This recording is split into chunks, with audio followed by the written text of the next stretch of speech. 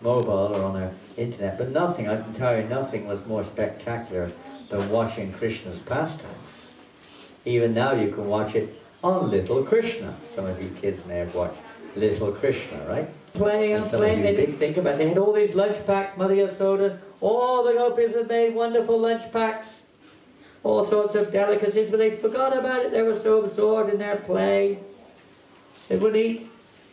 So Yoga Maya arranges every now and again a demon comes to break their play. And then after that they, we're hungry, we're tired now. Have we got anything to eat? Okay, there we go. Ah, great, all the lunch packs come out, all the breakfast packs, they all come out. Baba said Krishna would generally kill 1 or 2 demons every day before prasadam. We have to kill a few demons before prasadam, but maybe not that kind of demon. We have to kill the demons in our hearts. Huh? We have plenty of agasuras in our hearts, don't worry, there's no shortage of them. Dhanakasuras and all these different demons, Putanas and Trinavartas and Shakatasuras and Keshi demons. There's so many demons in our hearts, all different types of, sometimes nasty thoughts. Certainly thoughts about not surrendering to Krishna, that's for sure. In our minds, sense gratification. So anyway, Brahma is watching all this, and what does Krishna do? Suddenly he sits down on the bank of the river. Who knows? That's a difficult question, boys. Which river? Huh? Yamuna! Well done, sir. The river Yamuna. And sat there having a fun again. The fun begins. Now it's fun with prasadam. Sit down. Are you okay there? Yeah. Problems? No, no. Maybe a demon suddenly arrived at the door. Is that, I can't see it. Is that Gauranga bringing the message? Kana, Gauranga, is that you? Yeah. Yeah, he's bringing a message there. Be careful.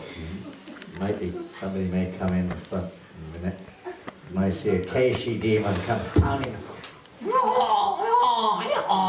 Oh, that's Dhanakasura.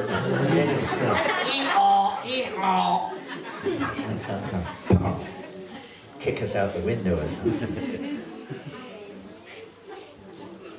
So Krishna sat there, having a great time, and they're playing like boys do. If everyone thought Krishna's God, it wouldn't be much fun, would it?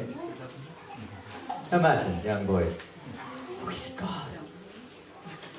Everybody's shivering and shaking, reverential. No, there's no such thought. Krishna's just another one of the gang. He's one of our gang. He's a good one. He's a nice one of the gang. They all like him. They're all looking at him. And when they're sat there, everybody can see Krishna. It's funny, isn't it? He's sat there in one place, and every boy thinks he's looking at them. How does that work? Is he like spinning around like a... so fast that you don't even notice it, No. This is Krishna's Aishvarya Bhav, this mystic potency. Everyone could see him simultaneously. Just like in the Rasa dance, everyone thought they were... Krishna's with me alone. Everyone's with me. Same thing in the Jagannath Rath Yatra. Krishna was with everyone simultaneously. Everyone thought he was looking at me. This is the mystic potency of the Lord. He's not an ordinary living entity, not conditioned like we are, localized. Or he may be localized, but he's everywhere also, even as Paramatma we can't see. But even in this Bhagavan form, or his Krishna form, everyone was seeing him looking at that. They all thought, Krishna's personally looking at me. So every boy was having a personal, and there were more than 2 or 3 boys. How many boys were there? Do you know how many? I don't even know if the figure, it said millions of boys. Millions. And they had billions of calves. And the cows were all out grazing and having great fun, looking for new, you know how it is, they're looking for some fresh grass here and there. They're all looking for, naturally, some of them are said that they're actually tied up, but nonetheless they're looking for fresh grass here and there in the forest nearby. Big forests. All this is mystical. It's not within the dimension of our measure of the three-dimensional world that we're in. This is on a different dimension altogether.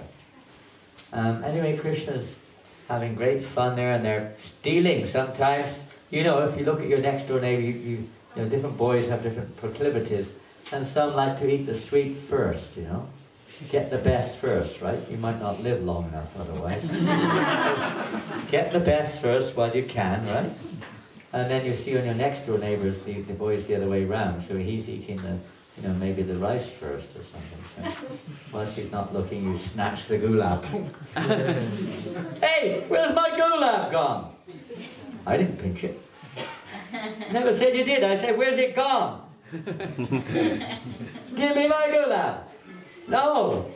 I told the story sometimes. I saw this happening in London. When I first joined the temple, maybe a few months after joining, you know, it was fun, it was play. One day at the Sunday Love Feast. They were really good feasts in those days. Really, really special. You know the story. I told it, didn't I? A few weeks ago, maybe. And it was really special feast. They always used to cook really, I mean, really, everything had to be just pucka. Everything had to be pucka.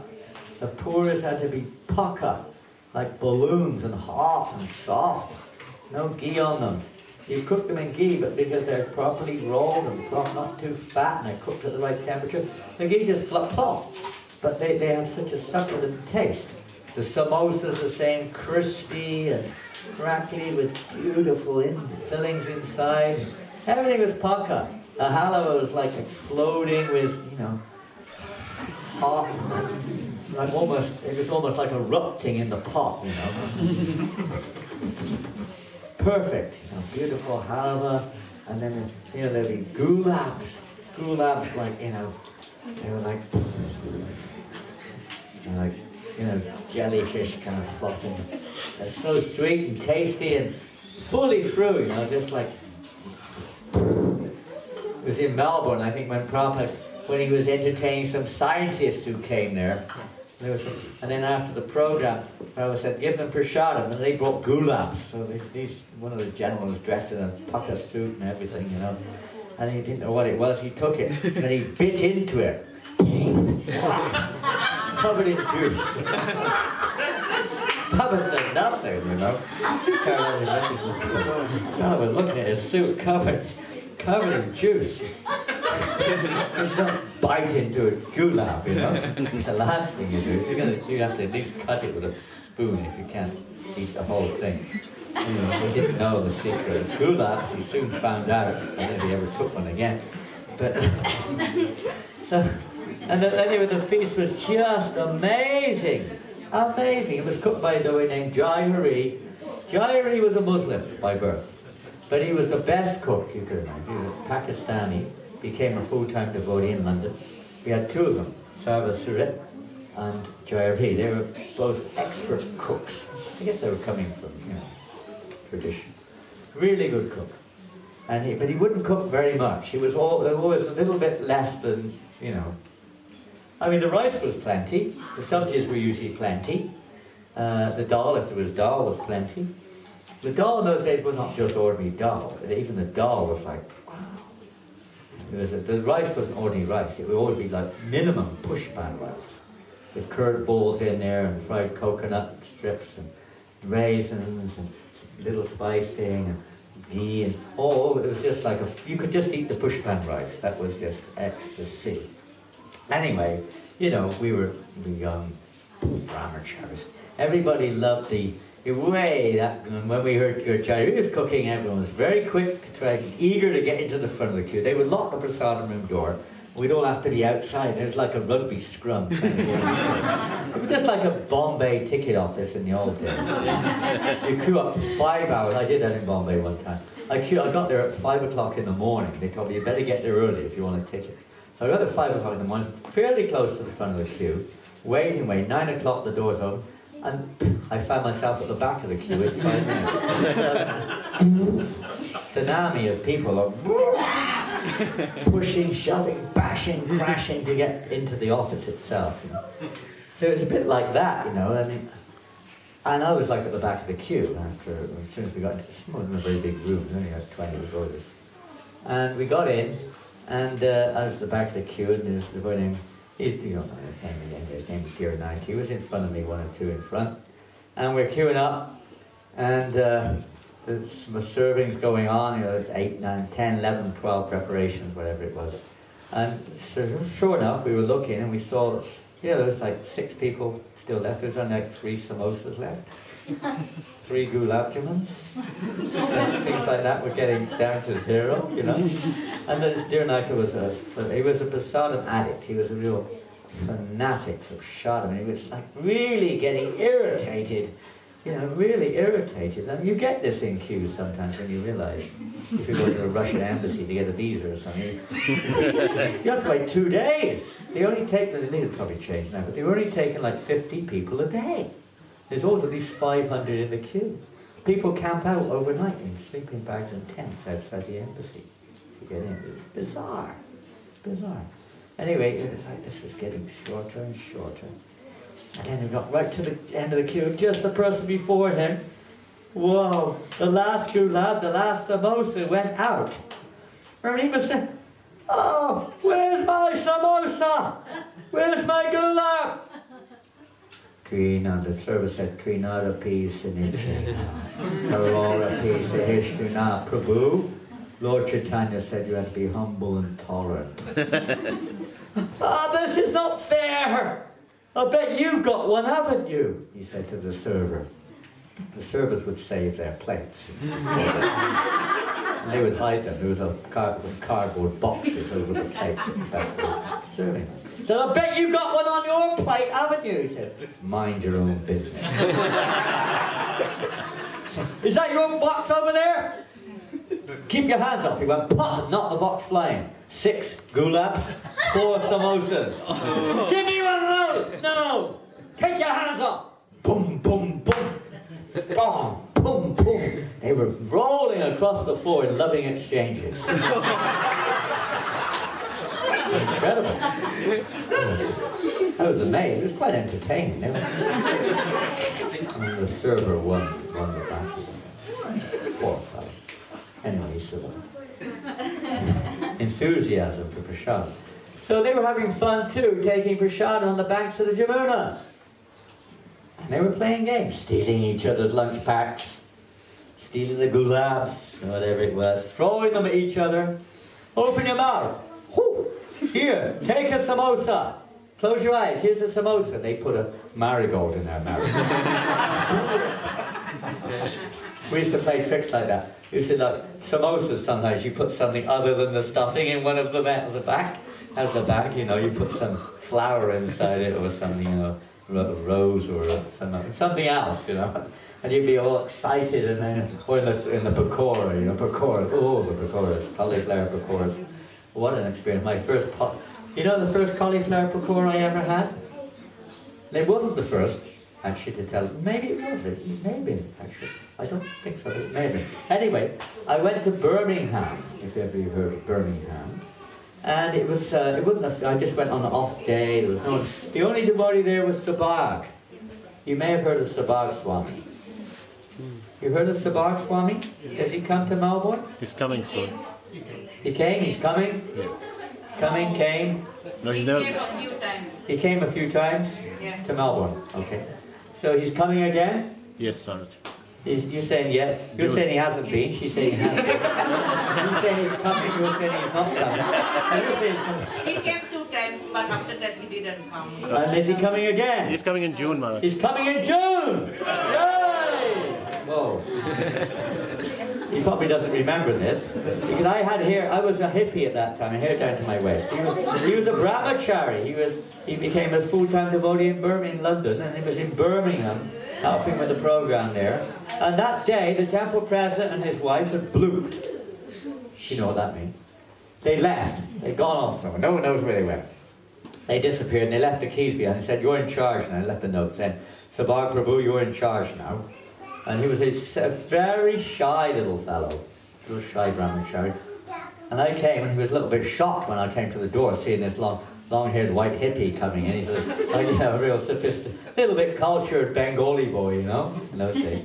And he let me in and we went in and I sat in the front room. There were 2 little rooms, one in the back, one in the front. The one in the front was the little temple room. I'd only been to the temple in London a few times, so I was a little familiar. And the back room was, I didn't know what it was, I hadn't been in there. Anyway, it was another room. And he left me there, and I was sat there alone for quite some time. He was in the background. No one talked to me. No one else was there. And then a couple of Indian people came in, and then he disappeared and probably went to the back room too. And that was that. And then I sat there, and after a while he came in and said, "Can you help me?" I said, "What do you want to do?" He brought me this bowl of cotton wool. Cotton wool, you know. And he said, "Can you do this?" And he never explained what it was. I kind of, I don't know, it disappeared so quickly, I didn't even have time to ask him what I'm doing. He just showed me how to, you know, pull the wool apart, make a little ball, put it in there, twist it round, roll it round, and roll, roll, roll. And I was making all these fun, you know, what the heck am I doing? Is this a joke or what, you know? It's such a ridiculous thing to ask someone to do, you know, without explaining what it is, you know? It's really weird, you know? All these little cotton balls, you know? Like in kiwi, you know what they are, they're kiwis, but I didn't know what they were. They were just cotton balls with a little tail on the end. Funny, like little shrimps, like big shrimps, you know? It's weird. What's he doing with these? And he came in after a while, and so I made some. They probably weren't very good. He said, "Oh, thanks," and he took them away to the back. And then after a while, he came back in again and said, "Come, come, come, come, come, come." Took me in the back. He said, "You're prasadam?" Some prasadam. And he had cauliflower pakoras, quite small ones. And I got a bit suspicious, you know. The cauliflower pakoras, you know, if you make cauliflower pakoras, it's kind of round with a little tail on the end. I looked at this thing and said, "No, come on, take. Oh my God, I bit into it. I went, oh my God, I looked at it, it was white inside. Oh my God, this is cotton wool. White cotton. What do these people eat? What's going on? You can imagine, you put 2 and 2 together and that's what you're going to come up with. And I said, "Is this cotton wool I've just been rolling next door?" I said, no, cauliflower. I kind of looked at it again and touched it and I realized, oh, it's not cotton wool. Cauliflower is like soft. But your mind thinks like that, you know. We make so many concocted ideas, you know, in our mind about things. Anyway, Lord Brahma started concocting some ideas in his mind, and he started thinking a little doubtful about what was going on down there. Wait a minute. This is my Lord. Is it really my Lord? That he's stealing prasadam from another coward boy and pushing it in his mouth? And what's going on here? Is this God? Because he's in Aishwarya Bhav, he's in reverence. Whereas Krishna's not in, the pastime of the coward boys is not at all reverential. There's no reverence at all. It's just even Stephen made, you know, "I'll beat you up, Krishna, if you don't give me that back. I'm going to beat you." They talk to each other like this, you know. "Sridham, come and get him." Sridham's the strong boy amongst the coward boys. He's the tough guy. He beats Krishna sometimes. He's strong. "Come on, he stole my gulab, Sridham. Please get it back." "Oh, Krishna get word." They play each other just even Stephen. So look at him, what is this? What type of God is this? He's looking down. He was thinking that. But then at the same time, he's more, because he's also playing a part. They're all playing parts with these great associates of the Lord. You have to play the part according to the part's need. So reverence is the part of Lord Brahma. Even if he is a pure Lord, he has to behave like Brahma is supposed to behave. So then he thought, well, now let me see. I have to do something now to prove to everybody that this is my Lord. That he is the supreme, beyond and above me, and beyond and above Lord Shiva. I'm going to do something now which will cause Krishna to perform pastimes even more remarkable than what he's already done. That thought came in his mind, simultaneously almost. So he was thinking in this terms, I will now show that my mystic power is the greatest. So he thought of something by the arrangement of the voice. Maya, power. Yoga Maya. Maya also was a play. And he thought, let me teach a lesson and just show how great I am. So he decided he would steal the calves and the coward boys, and he made a plot. The calves were out there in the pasturing grounds in the forest, and suddenly Lord Brahma took them all away. And what did he do with them? He was powerful. He put them all in caves. Hid them in the caves. And meanwhile, the cowboys were very absorbed in their enjoying pastime. But then suddenly was Krishna, the calves have disappeared. They've gone deep in the forest. Where have they gone? We have to find them. Because that was their likely soul, the calves. So then Krishna, don't worry, you stay here. Enjoy your pastimes. I will bring them all back. So, okay. They all carried on. Krishna went into the forest, looked here, the hills, the mountains, everywhere. Nowhere could he find the calves. After a while he came back. Couldn't find them, boys. Came back, the boys were not there anymore. Oh, what to do? What to do, he thought. Lord Brahma's trying to play some tricks. Okay, we'll play a trick on him. So then what did Krishna do? Bigger and bigger and bigger? Bigger and bigger? Oh, so big. What did he do? What type of expansion? It wasn't that type of expansion. There are different types of expansions. I can't remember. Tradekapman, this one, like that, Prakash. There's all different names, I can't remember. But this is one type of expansion. What was that? He didn't expand himself like he does sometimes equally, like in the rasa dance. They were all looking exactly the same. Each form of Krishna was exactly the same, looked the same. But in this case, he expanded differently. What did he do? He expanded in identical forms of each and every one of those millions of coward boys. Not only that, but the subtle expansion was there.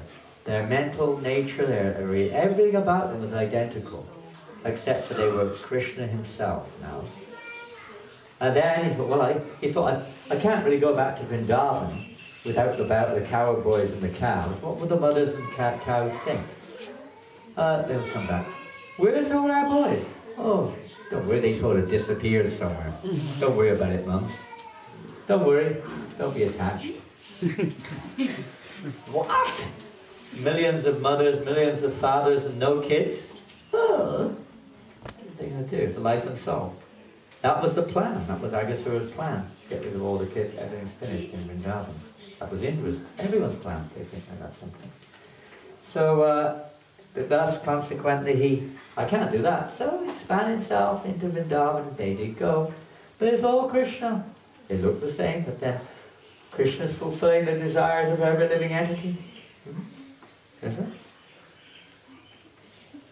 Because all of the gopas and gopis and the cows were all thinking, oh, if only I could have Krishna as my son, my calf.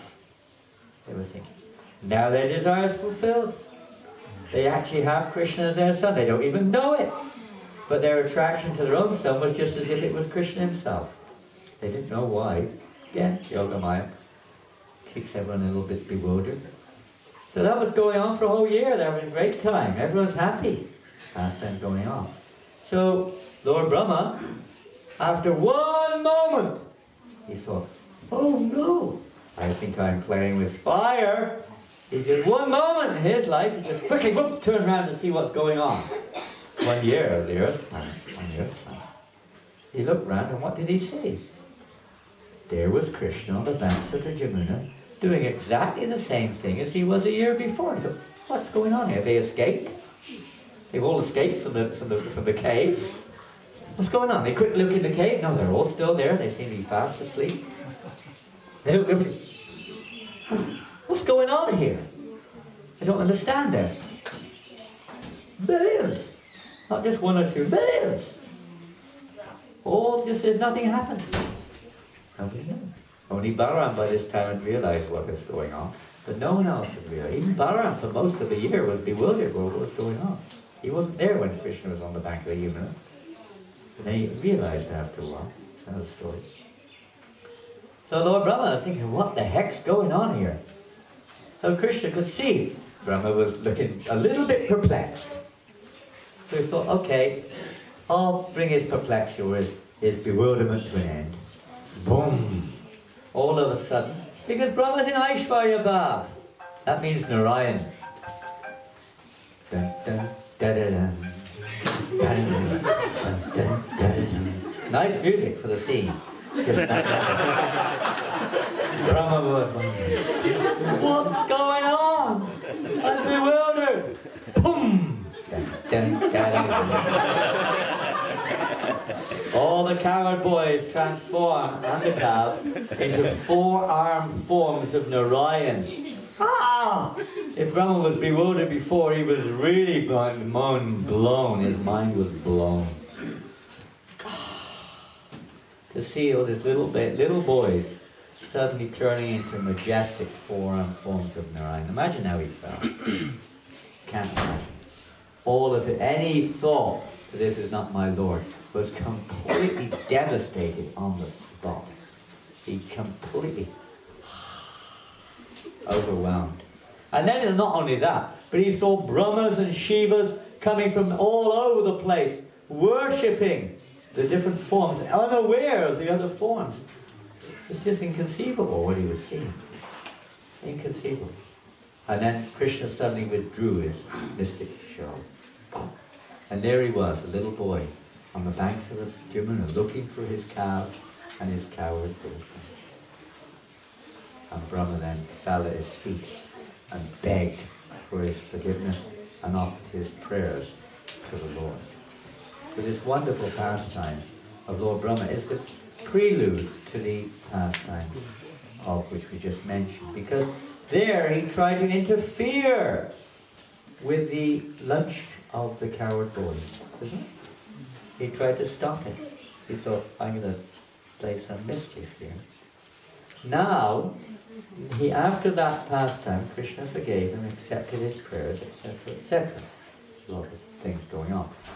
What happened to the action? Where were the real coward? The real coward boys? Usually we hear, and that's perfect. Another perfect. Dong, dong, dong, dong. What happened to the real ones? Were they really in the caves? No, they were not in the caves. What happened was Maya, Mahamaya in this case, first it was Yogamaya, now it's Mahamaya.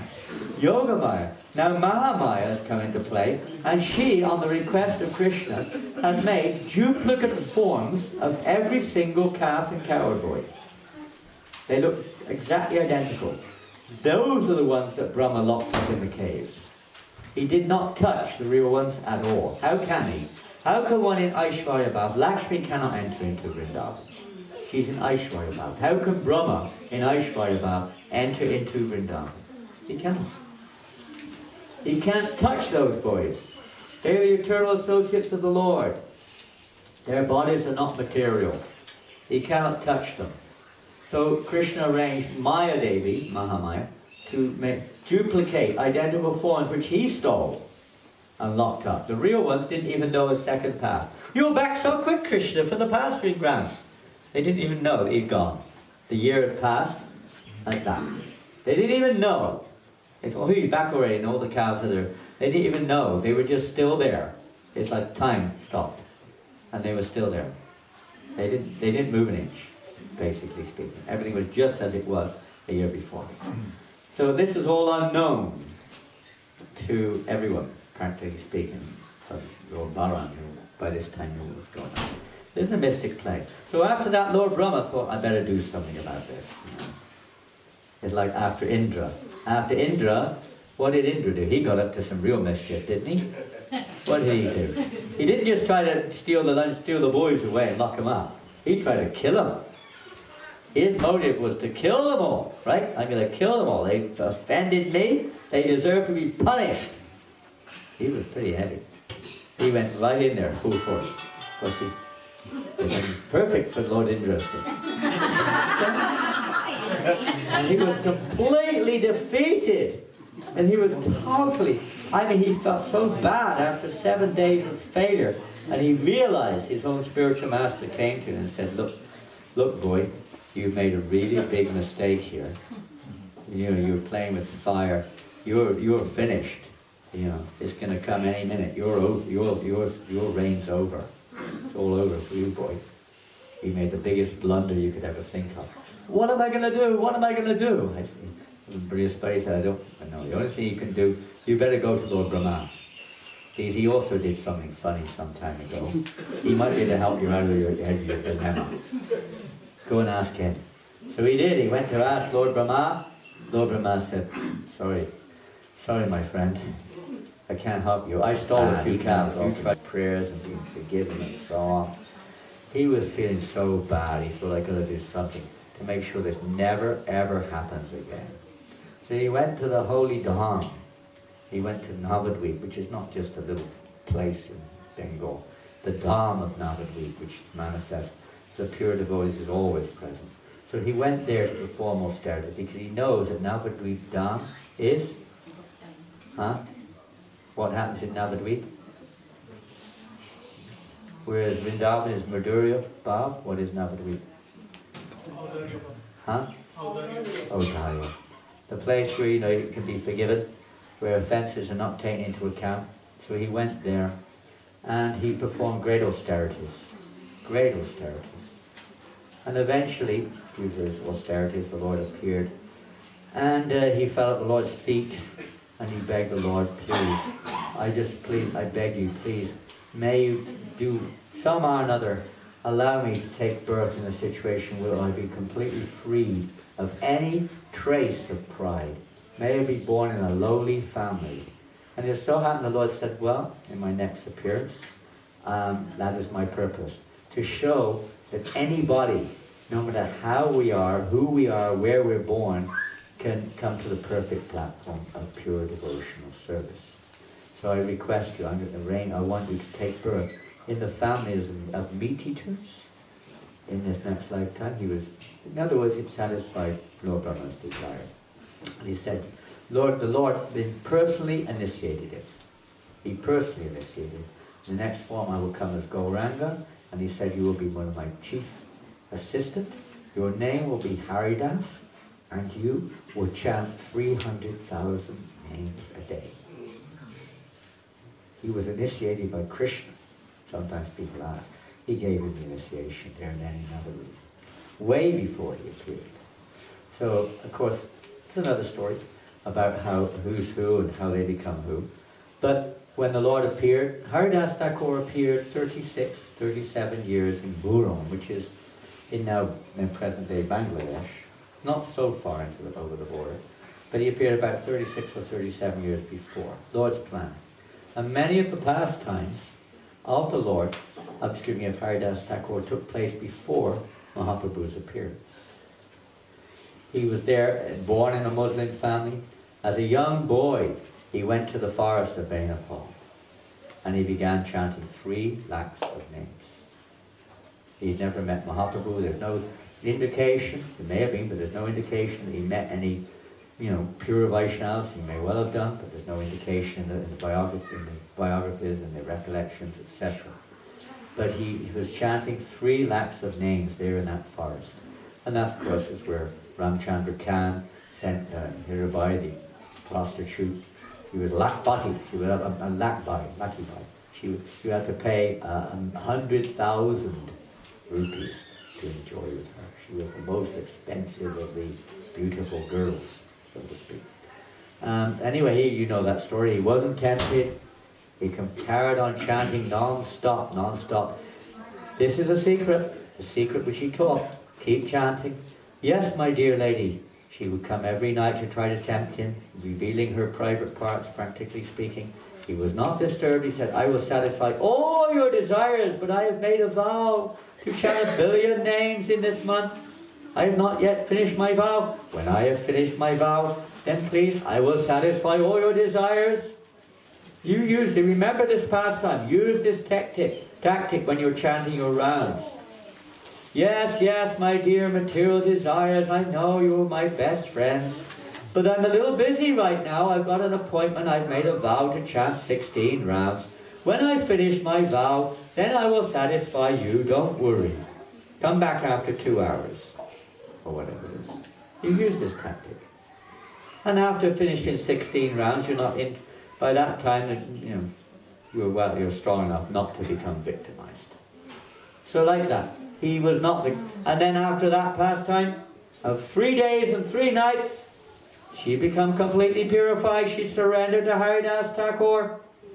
I surrender at your lotus feet. Please deliver me. He said, I only stayed here because it's simply to deliver you. I would have left before you came. I knew exactly what was going on, he said. But because I knew you were coming, it was my duty to deliver you. Now you stay here and chant 3 lakhs. She stayed there, shaved up, gave everything away and chanted 3 lakhs and stayed there, and he left. I had a long pastime. He went off here and there. Chandrapur, this place, that place, the place of Haridas, Govardhan, Majumdar. There he Bhagavanacharya, the priest, and they had that big debate about the glories of the holy name.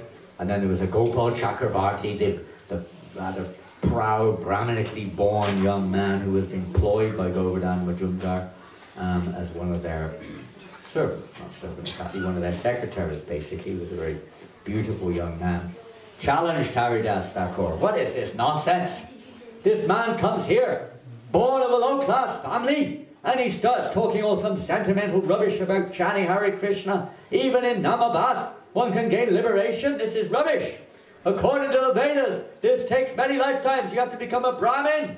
After many lifetimes of purification and study the Vedas and perform austerities. You cannot do it so easily like this. And he's talking like this. Do you believe him? And he's born in a Muslim family. You believe this? Nonsense. He was going on and on. Haridas was totally undisturbed. Like some entertainment maybe going on here. And they don't think nothing of it. You don't know. It won't be quoted many Shastric verses saying that by Namabas you can easily attain liberation. Who wants liberation anyway? But you can attain it by Namabas. It's not pure chanting, by accidental chanting. Anyway, the fellow wasn't convinced. Immediately I goes, he heard this, Govardhan, when Hiranya and Govardhan heard this, said, Bhagavan, get out of here, go away! They dismissed it. Poor fellow got leprosy the next day, his nose fell off. He actually threatened Haridas. He said, if it's not true what you say, you low-class man, that you can gain liberation by Namabas, I will cut off your nose, he said to Haridas. Haridas said, my dear sir, if it's not possible to gain liberation by Namabas, I'll cut my own nose off. You don't have to waste your time. I'll cut my own nose off, he said. Don't worry. Ah, I was screaming, get out. Kick this Gopal Chakravarti out. And his own nose melted a day or two later, fell off. His fingers fell off, toe. He did get later on the mercy of Lord Chaitanya. He was also delivered. But he had to suffer for the offences. So anyway, it goes on. A lot of other pastimes, the famous pastime of his, when he met Advaitacharya, they became close friends. And they were together before Mahaprabhu appeared in the world. They were together when he appeared. They both took bath in the Ganga together. They were praying for the Lord together to appear in this world. So many of the pastimes of Haridas took place before the Lord appeared in the world. And we don't know, the history doesn't say before or after, but when he was arrested, because of the local Qazi, the envious Qazi had him arrested, and the Nawab sentenced him to be beaten to death. Of course, during that pastime, Haridas Thakur was totally, they tried to kill him. One of the punishments they would inflict upon Hindus, offenders, he was a Muslim born, so that was his offense, but he became a Hindu. So for such a punishment, he was to be whipped in marketplace after marketplace. 26 marketplaces, and he still wasn't dead. Normally after 2, you're dead. Heavy beating. They drag you and whip you in the way. Marketplace. He was simply smiling and chanting. Hare Krishna, like Prahlad Maharaj. This was Prahlad Maharaj. Described the biographies and so on, described that he was actually, this time this was Prahlad Maharaj present in Haridas Thakur. Lord Brahma could not tolerate it. Haridas Thakur. Prahlad Maharaj appeared. He was, as we know, a similar thing, punished, tortured by his father. So they were torturing him again. And this time he was just chanting, Hare Krishna, Krishna Krishna, Hare Hare, Hare Rama, Rama Rama, and smiling. Imagine how it is, you're trying to punish someone and they're smiling at you. It's pretty frustrating, isn't it? You're trying to make someone suffer and they're smiling at you. How are you going to feel? You're not, you know. And the guards, the Muslim guards, they were really getting an anxiety because the Nawabs could get quite cruel sometimes. And they knew that if they didn't do their job, their heads could be on the block. They could get punished. They were really dead and they were exhausted. After 26 marketplaces, they ran out of places to go on their Sankirtan. Oh no, that's their type of Sankirtan. You know, somebody say, I've been everywhere. What to do? I don't know what to do. Haridas. Oh no. Haridas said, what's wrong? He said, Haridas. Haridas. Because we're not able to kill you, we may be killed. Haridas said, why didn't you tell me earlier? Why didn't you tell me? If my living causes you pain, then let me die. I don't want to cause you any suffering. Whatever you've done, I don't want any suffering to become of you. He was thinking like that all the time. Let them not be punished. Please have mercy upon them. He was thinking all the time like this. They were trying to beat him to death. For no reason. The Hindus were trying to stop them. All pious people, they were just beating them away. They couldn't do anything. And he was just thinking of their welfare. He wasn't thinking, if I ever survive this, in this life or the next, I'll get my own back on these people. That's how a normal mind would think. He wasn't. He was just thinking how to show them love, complete love and compassion towards them. And so he said, okay, I'll die. And he just went into intense samadhi, and to all intents and purposes, he was dead. We did it! We did it! They thought, we beat him, we killed him! And back they went, we did it! Here it is! And they were bare throw. This now, okay. Now I've said, bury him. Now I've had some affection actually for Haridas. He didn't really want to do it. He was forced by the other Qazis who insisted that he should. They voted and said he should. So he had a little affection. So bury him. The chief Qazi said, no. This is not the Chan Qazi. Qazi means local, magistrate type of person. He said, no. He's such a wicked, vile person he doesn't deserve to go to heaven by being buried like all the other Muslims. He said he should be thrown in the Ganga so they could go to hell with all the Hindus. So they did. They couldn't move him. He was at that point he became immovable. But eventually he agreed. They moved him. Many dozens of men moved him with chains and balls, threw him into the Ganga. Now, you can read this in Chaitanya Bhagavat. It's interesting. This is another aspect of who is Haridas Thakur. In the Chaitanya Bhagavat, you can read that Lord Brahma and Lord Shiva are praying for the opportunity to have the association of Haridas Thakur. So what does that mean? It doesn't seem to compute. That Lord Brahma became Haridas Thakur. He's praying that may I have Haridas Thakur's association. Praying. And Gangadev is praying if only, because Haridas he would take that, but she was thinking, only if I could embrace Haridas Thakur in my waters, how happy I would be. My life would become perfect. So now she had a chance. She embraced him in her waters and carried him all the way back to Puglia, where he was living in a cave-like dwelling. And she returned him there. She safely put him back on the banks, all the chains came off, and he walked back into his cave-like dwelling and carried on chanting 3 lakhs of names. When the Nawab found out, he was astonished. He came there and fell at his feet and begged him for forgiveness. And he said, you can do anything you like in my kingdom. Nobody will impede you from this day. You are a saint. He glorified him like anything. Qazi and his men, that's another thing. But the Nawab became a follower of Haridas, practically. There you go, softly. So anyway, that carried on. And then after a while, after Lord Chaitanya came in the world in his pastimes, one day, because Haridas wasn't known to anyone practically except for Advaita Acharya. They were in Shantipur, Pulias on the Shantipur side. So when Lord Chaitanya started manifesting his Sankirtan pastimes, Haridas Thakur started to come with Advaita. And they were right in the middle, but nobody knew who this Haridas was, except for 1 or 2. So shortly after, Lord Chaitanya performed his Mahaprakash pastimes in the house of Srivas Thakur. Is Srivas Thakur here? He was in class this morning. So he started performing his Mahaprakash pastimes. And at that time, Lord Chaitanya was then calling up each and every devotee, glorifying every devotee, and revealing the particular form that they loved the Lord in, whether it was, whatever their mood was in relationship with the Lord. He would reveal himself in that way to them, so all their desires were satisfied. They were convinced that Lord Chaitanya is my Lord. He's the Lord of everyone. He's the Supreme Personality of Godhead. Then he would give everyone a boon. You ask for whatever you want. Whatever you want from me. Some of them were asking, may all my family members become pure devotees? Different questions, different booms they were asking. May I be eternally engaged in serving your devotees, whatever it was. So then Lord Chaitanya called out Haridas Thakur. Nobody really knew much about him. They knew he was a devotee, he was right in the middle. But nobody knew much about him. And then Lord Chaitanya said, you remember that time, Haridas, when you were being beaten in the marketplaces?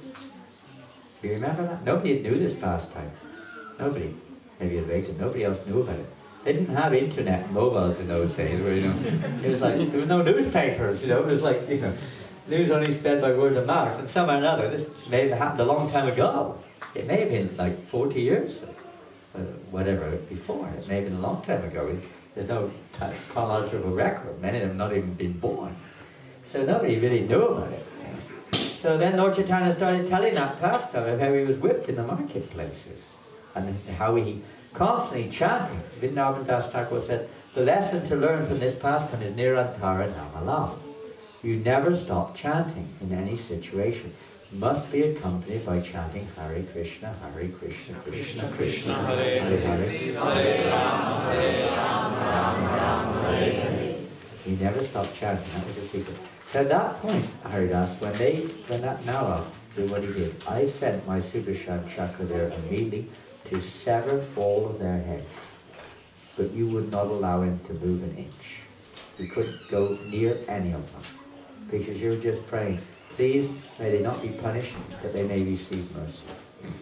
So my Sudarshan could do nothing. Couldn't touch those gods. They were the Nala's men. They were also relieved. He couldn't touch them. So Sudarshan was just hovering there, what to do? Eventually he just went back to the Lord. And the Lord said, what could I do? He said, I didn't have any choice. I had to come there myself. And the Lord said, I came there myself. And I placed my back on your back. And then the Lord turned around in the house of Srivas Thakur. And he showed everyone his own back.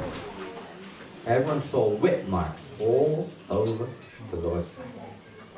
Everyone was astonished. Completely astonished to see this, the Lord, how he protected Haridas. He was not an ordinary person. He wasn't in Aishwarya Bhav. He was in the highest form of love of God. That's why he's a Namacharya, the Yuga Dharma, the most intimate form of the Lord. He's the Namacharya, the most intimate servant of that form of the Lord. So the Lord personally protected him to show this. The Lord protects his devotee, in this case, different ways. Haridas would protect him simply by chanting Hare Krishna, even if he was being beaten. But the Lord tolerated him, protected him like that. And then the Lord asked him, ask for me, Haridas, anything you wish. And Haridas Thakur said, my only desire, my Lord, is that I may live forever by having the privilege of accepting the remnants of your devotees for service. So that's why this pastime linked up. Because it's in the forest of Vrindavan, in the banks of Yamuna, linked with this one. And in Jagannath Puri, when Lord Chaitanya was feasting with the devotees after he returned from South India, Haridas would always stay at a distance and only take the remnants. But every single day in Jagannath Puri, Lord Chaitanya would come personally to his house to see him. He put him in a little cottage we call Sittabako, famous place, not far from Kashi Mishra's house where Mahaprabhu was staying. And every day Mahaprabhu would come and see him. He couldn't go into the temple. The Lord, in the form of Mahaprabhu, would come and see him every day. They would spend time every day chanting together. When Rupa and Sanatan would come in, they would stay with Haridas. They wouldn't go into the temple either. Our acharyas did not go into the Jagannath temple. Rupa and Sanatan. They also consider themselves unqualified. They're our acharyas. It's nothing. Don't get into it. It's not a big issue. It's Krishna's mercy. We can just take shelter of the real essence of Lord Jagannath. His mercy, to shower his mercy on the whole world. And his desire, and that of Parvati, is that everyone in the universe should get prasadam. Everybody. And I guess you're getting hungry right now. We could go on till late night, but we're just jumping a few pastimes. But Lord Parvati was determined, angry. When she didn't get the Mahaprasadam of her Lord Narayan, she She was fuming. She was about to destroy the universe. She was so angry. She went to her Adi-Shakti form. She was fuming. If I don't see that everyone, even the lowest of lowest creatures, gets the opportunity to get Mahaprasadam, I will destroy the universe. And the Lord appeared and said, oh, he had no choice. So he appeared as Lord Jagannath to fulfill that purpose. The Lord Jagannath's Prasadam goes out. Even today, of course, we have the job, we have the great fortune to take that Jagannath Prasadam all over the world. Whereas it only goes out in Puri and wherever people take it beyond Puri.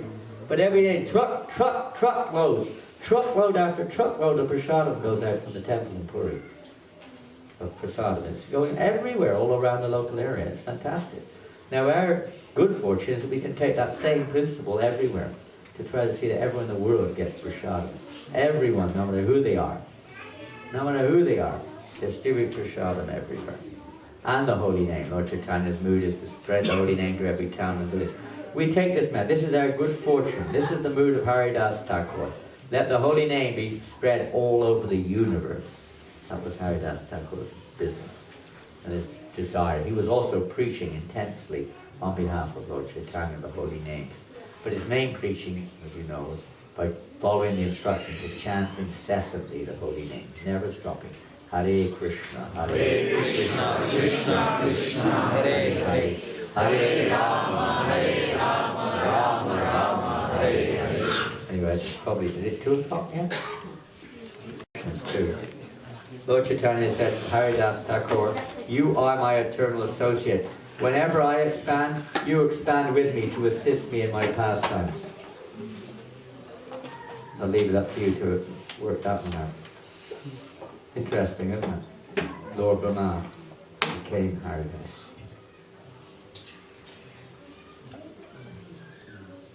Sometimes it's a little confusing. If we have the same situation, you could say, with Yasoda and Devaki. Did someone become Devaki by performing austerity? By their will they became Yasoda? No. It's described, Vishwanath Chakravarti Thakur describes that Mother Yasoda expands as Dara. And then when the time comes, she merges back into her form. It's not that. Do you understand? It's an expansion of the original. Becomes the practitioner to attain that form. But just to show how we can develop that particular mood, that pure mood. And sometimes it's understood it's to get the association of Haridas. Lord Brahma wants his association. To become purified of any feeling of pride. By the association of these great personalities, eternal associates of the Lord, one can become purified of pride.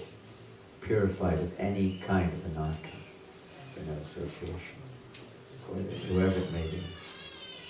But they by that association, if Brahma has any impurity, he becomes purified from that association. So whichever way you look at it, it's an amazing story, whether it's Haridas Thakur, one of his expansions to assist the Lord is at that particular time with Lord Brahma, or whether Lord Brahma comes to get the association of Haridas, or just becomes Haridas. Either way, it's completely amazing. It is amazing pastimes of Haridas Thakur. So many lessons to be learned from Haridas's service to the Lord, to the Holy Name, and to the devotees. Namachari Haridas Thakur ki Jai, Prabhupada ki Jai, Lord Premanandi. Okay, we'll start reading the book now, isn't it? It takes about 12 hours. We have to go, we have business to the temple and other places. Thank you all very much. Hare Krishna. Hare Krishna. About the prime symptom of love of God. 3 times Srila Prabhupada said the prime symptom of love of God. 3 times he said it. Is the one wants to see the Lord's holy name spread everywhere. Hare Krishna, Hare Krishna, Krishna Krishna, Hare Hare, Hare Rama, Hare Rama, Rama Rama, Hare Hare.